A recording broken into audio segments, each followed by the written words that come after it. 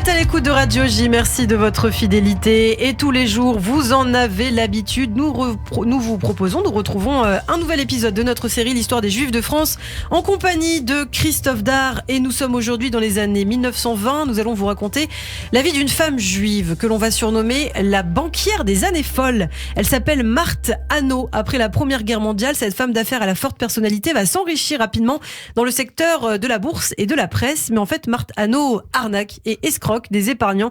Et lorsque le scandale va éclater, mêlé à d'autres affaires politico-financières et à la crise économique de 1929, celle que l'on a surnommée la présidente devra répondre de ses actes devant la justice. Sa chute va faire les choux gras de la presse antisémite et conduire finalement Marthe Hannau à commettre le pire. On va donc revenir sur cette vie pleine de rebondissements. Et tout d'abord, Christophe, évoquons les origines juives de Marthe Hannau.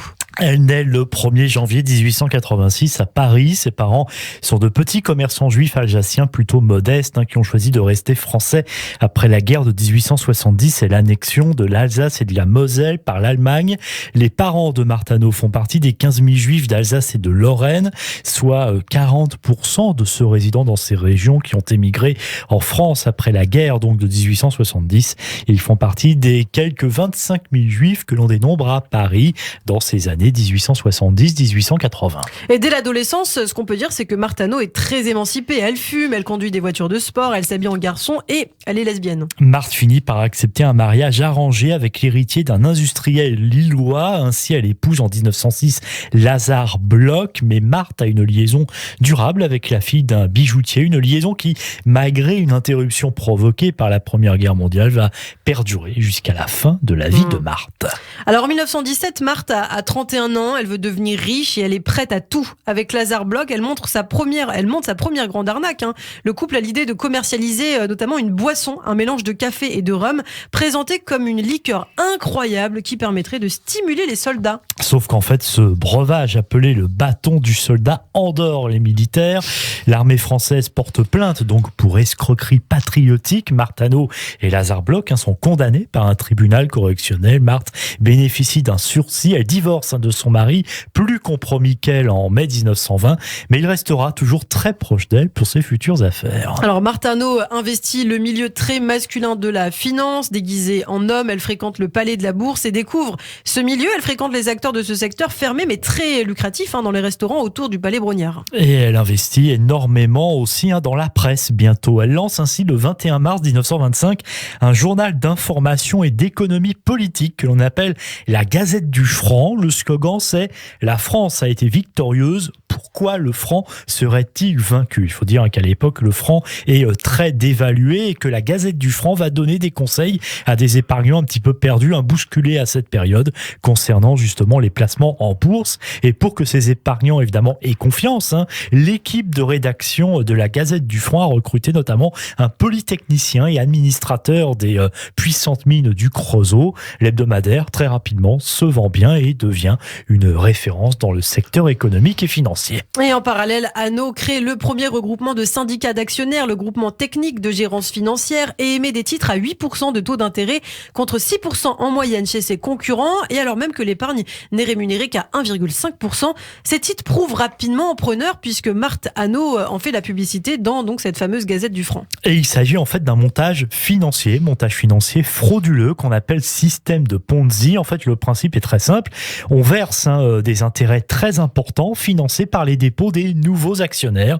Et pour trouver toujours plus d'actionnaires, Marthe va bâtir un réseau de courtiers et de succursales en province et hors métropole. Ainsi, en octobre 1926, la petite entreprise de Hannau compte une centaine d'employés, 10 agences qui possèdent plusieurs succursales en province et qui gèrent 1500 comptes clients. Avec les profits engrangés, d'ailleurs, la société achète en 1928 un bel immeuble rue de Provence à Paris. C'est là d'ailleurs que s'installe la Gazette du Franc. À cette période, en 3 ans déjà, plus de 170 millions de francs ont été récoltés auprès des petits épargnants. L'entreprise Hannau, c'est tout de même 500 employés, 7000 comptes clients gérés et 300 000 francs de titres par jour traités.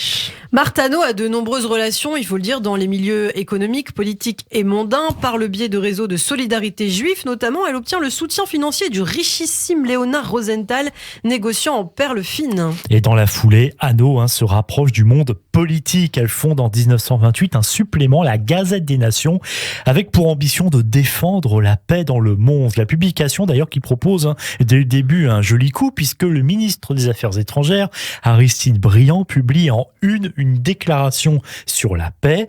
En guise de remerciement, Marthe Hano reçoit la Légion d'honneur. Cette même année 1928, elle lance aussi une agence de presse financière. En gros, le principe est très simple, on démarche tous les quotidiens pour leur revendre des informations financières. Tout réussit à Marthe Hano, une femme riche, célèbre, surnommée à juste titre la banquière des années folles. On la voit dans toutes les fêtes mondaines. Elle vit dans un hôtel particulier près du bois de Boulogne. Elle s'habille chez Lanvin, roule en voiture de luxe et passe ses vacances à Deauville, où elle dépense de grosses sommes aux tables de jeu. Marthe Hano est une femme comblée. Et sa réussite insolente, et il faut donc bien le dire, ostentatoire, alors qu'elle ne vient pas du monde de la finance. Et le fait en plus qu'elle soit juive, émancipée, pas du tout dans la norme, ni au niveau de sa vie privée, ni dans son style affiché en public, évidemment, agace chez des banquiers, par exemple, un petit peu jaloux au sein aussi de l'agence Havas, qui se sent concurrencée, puisqu'elle a créé sa propre agence de presse, Marthe Hano, et puis surtout aussi de la presse, d'une presse d'extrême gauche et surtout d'extrême droite. Elle est victime de caricatures antisémites dans une partie de cette presse, par exemple dans l'hebdomadaire Gringoire.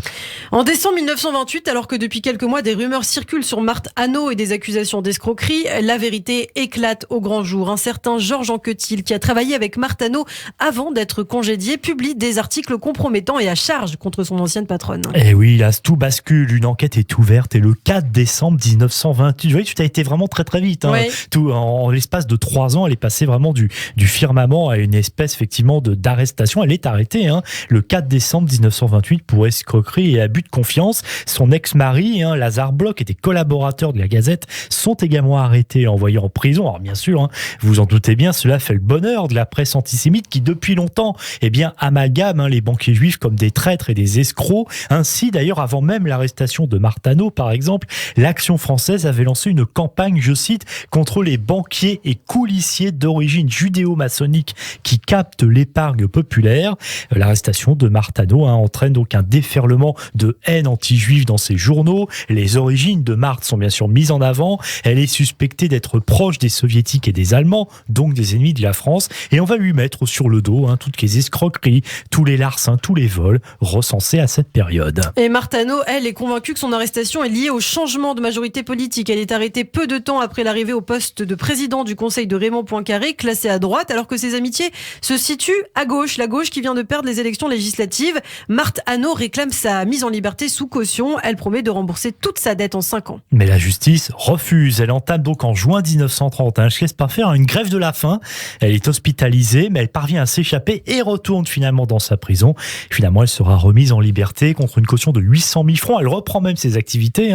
C'est vraiment un sacré caractère, cette Marthe Hano. Un accord est trouvé avec les créanciers et cette publication, la Gazette du Franc, peut même reparaître quelques semaines. Mais le procès de Marthe Hano s'ouvre finalement le 30 octobre 1930 devant la 11e chambre du tribunal correctionnel de la Seine. Lors des 57 audiences, elle se donne en spectacle, elle se montre très offensive. Elle dénonce un dossier vide et n'ayant rien à perdre, elle révèle les noms des personnalités qui auraient reçu des pots de vin de sa part. Mais à force de jouer avec le feu, on se brûle et elle est condamnée le 28 mars 1931 pour escroquerie et abus de confiance. 2 ans de prison avec sursis, 3 000 francs d'amende. Elle est libérée en juin. Elle reprend ses activités, conseillère technique d'une nouvelle société.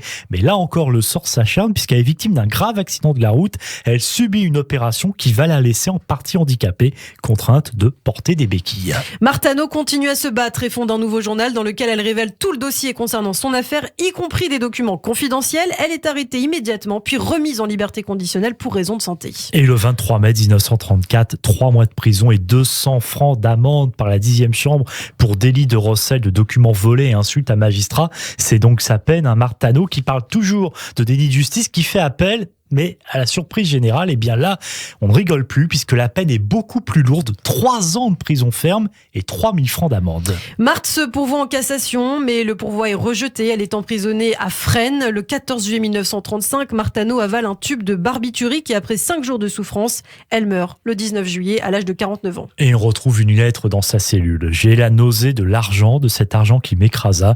Je ne regrette pas de leur avoir jeté tous ces millions que je pouvais à leur manière garder et je ne regrette regrette pas d'en avoir tant distribué à des félons et à des renégats. Et 10 jours plus tard, Marthano est donc inhumé au cimetière de Montparnasse avant que son corps ne soit transféré en 1936 au cimetière de Bagneux. Depuis sa disparition, Marthano est devenu un mythe et inspira notamment le personnage du film La Banquière, interprété par Romy Schneider, un film réalisé en 1980. Merci beaucoup Christophe et à tout de suite sur Radio.